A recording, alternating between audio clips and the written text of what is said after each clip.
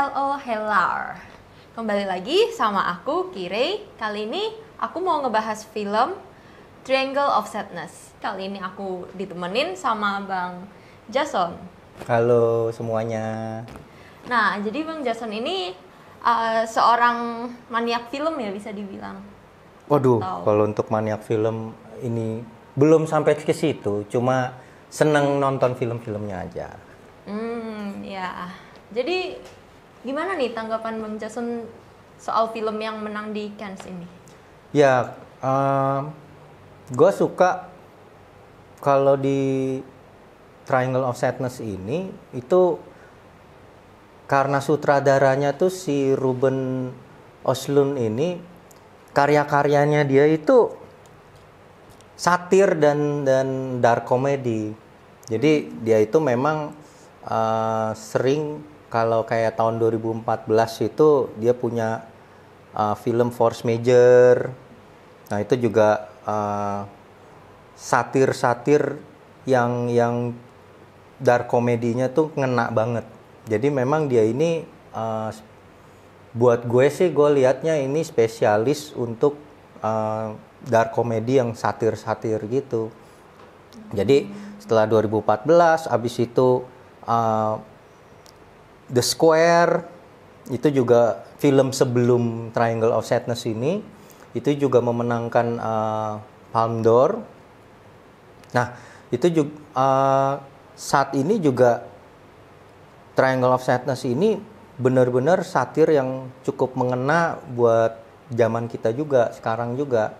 Contoh, pada saat waktu scene baru di awal aja tuh udah bener-bener kena. Misalnya waktu model-model majalah gitu, itu disuruh kalau untuk yang pakaian-pakaian yang biasa itu mesti senyum.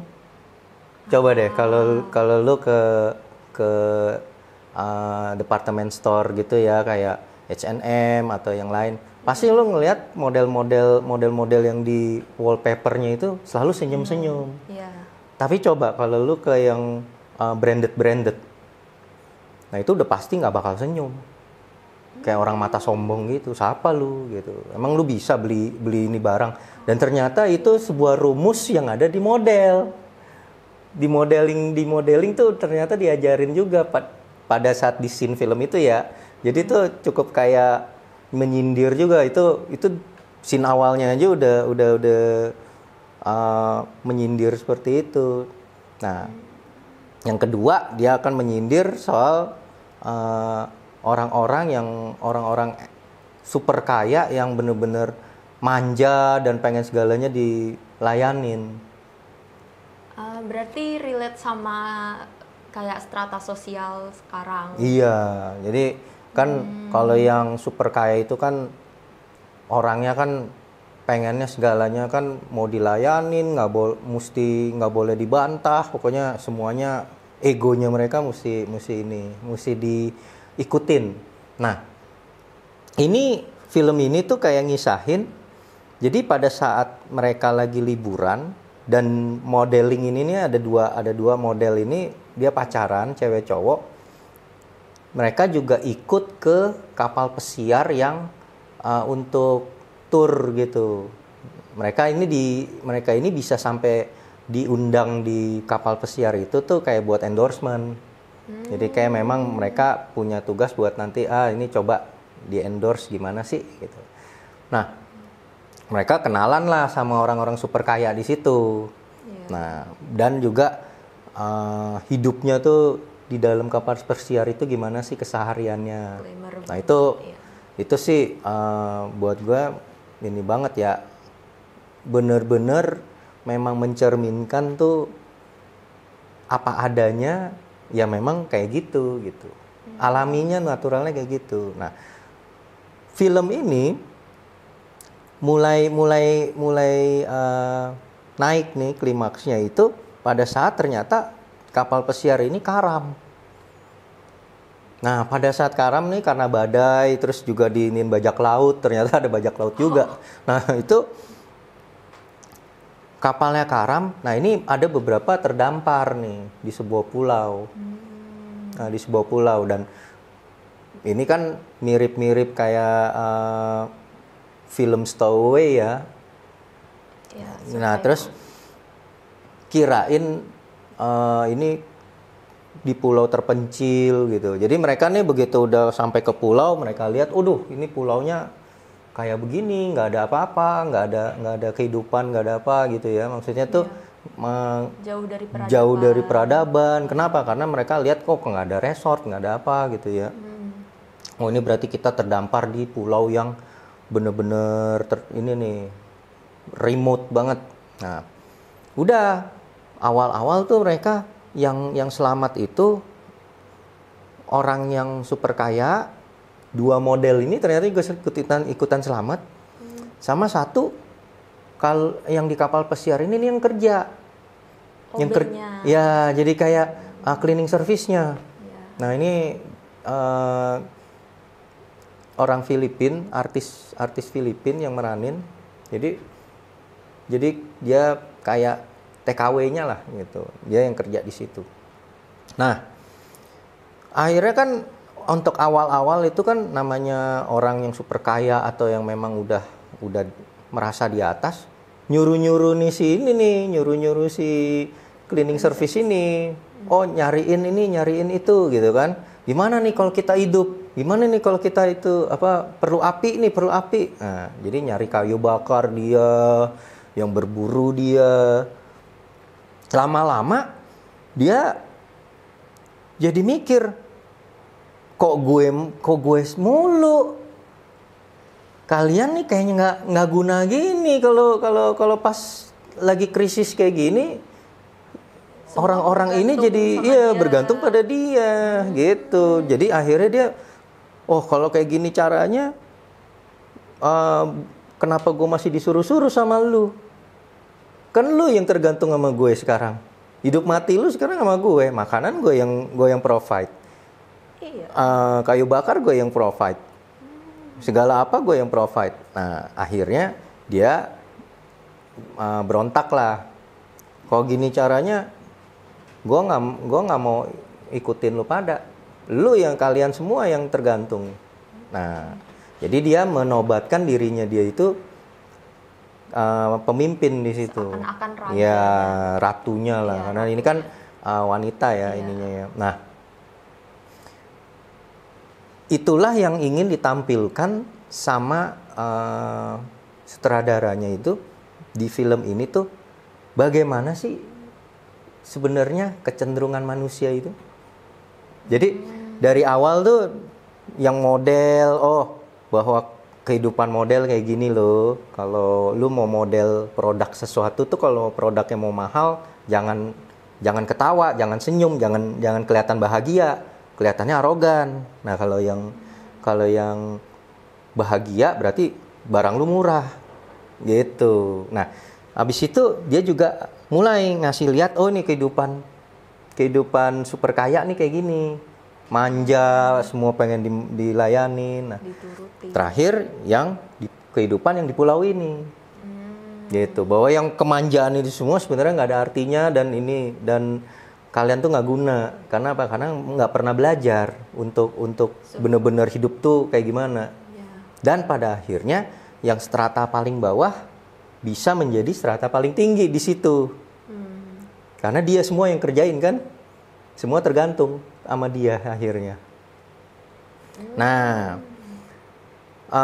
di sini dilihat kecenderungannya bahwa kalau manusia punya kekuasaan, siapapun itu, gender apapun itu, pasti dong abusive, punya kecenderungan untuk sewenang-wenang. Nah, di sini yang ditampilkan oleh film ini, gitu. Memang untuk lebih jelasnya lebih enak sih nonton ya, karena itu semuanya ngena banget. Dan memang di situ namanya ada dark comedy, ada itu ya pasti ada ini. Misalnya kayak orang super kaya itu pas lagi kenalan, kamu dari mana? Saya dari Rusia. Emang kok bisa sampai sekaya ini? Iya, saya jualan kotoran. Kotor. Pupuk maksudnya. Jadi pupuk, jadi dia ini gitu. Oh, kamu jadi, iya, saya cuma jualan kotoran doang. Tuh, akhirnya jadi kaya begini. Nah, itu. Nah, di satu sisi pas kenalan sama yang dari Inggris misalnya, oh, kalau ini orang udah pada tua-tua nih, orang udah tua. Kamu bisa jadi kaya apa? Ini kamu apa nih? Usaha kamu apa? Oh, enggak, kita mah yang biasa-biasa aja. Jualan granat sama senjata gitu. Makin kaget ini yang kenalan kan, yang model ini kan dia kan bergaul nih, pengen bergaul. Makin kaget kan, buset. Iya.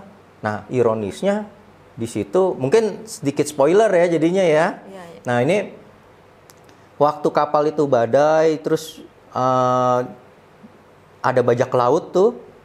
Pada akhirnya tuh bajak laut tuh nenggelemin kapal ini itu dengan granat yang mereka jual sebenarnya. Wow. Di situ. Jadi dark komedinya di situ. Jadi kena banget tuh. Itu emang emang itu jadi ini banget dan kenanya juga ke mereka. Jadi begitu mereka begitu dilemparin granat tuh jatuhnya ke mereka. Loh, ini kan granat yang kita, ini kan granat yang kita ini. Nah, habis itu meledak, jeger gitu. Nah, itu tenggelam tuh habis itu. Gitu. Jadi ini memang cukup mengena lah itunya. Dark komedinya dapat semua. Satir-satirnya dan ini makanya kenapa sampai dia dapat Palme d'Or dan uniknya lagi pada saat dia premier ini sampai dia dapat Palme d'Or ini itu standing ovation-nya 8 menit.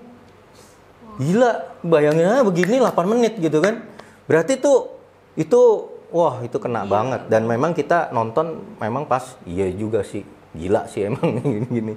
Gitu. Kenapa? Karena isu-isu yang dia tampilkan tuh benar-benar secara natural tuh bisa dibawakan dengan baik dan itulah yang gue suka. Bahwa kalau film-film fine dining tuh dia itu benar-benar ngasih sesuatu yang natural dan tanpa tedeng aling gitu langsung. Buat gue sih itu ininya ya secara review tuh gue ininya begitu sih. Ya.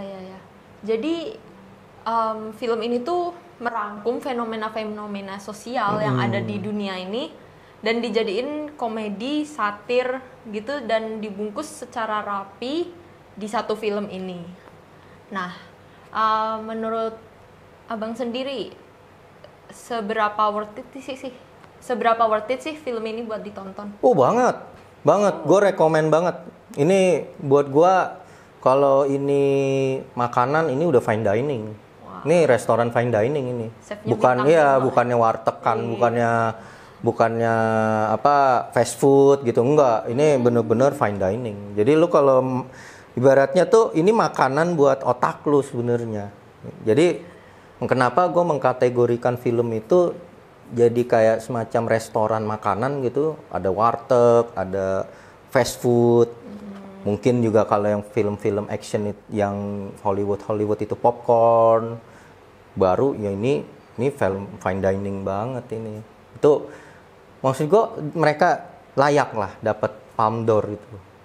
Gitu. Jadi memang ini worth it banget. Mungkin bagi orang yang udah sinepil sih ini udah karena ini dari tahun 2022 mungkin udah lama banget ya. Maksudnya mereka juga udah tahu gitu. Tapi bagi yang belum tahu ini worth it banget. Jadi harus ya. Ya haruslah itu. Wah, ternyata filmnya seru banget ya. Jadi pengen nonton nih. Makasih ya Bang Jason udah nemenin aku nge-review film. Wow, jadi gimana nih menurut teman-teman semua? Kayaknya sih abis ini gue mau nonton sih. Soalnya parah, kalau dari reviewnya Bang Jason nih, kayaknya sih gue expect-nya udah 10/10 ya. Ya keren lah pokoknya. Recommended. Iya, iya, ya. Habis ini temenin nonton ya Bang ya? Hah? Boleh. Boleh, oke. Oke, segitu dulu review film yang bener-bener bagus ini. Sampai jumpa di review-review film selanjutnya. Bye-bye. Hai.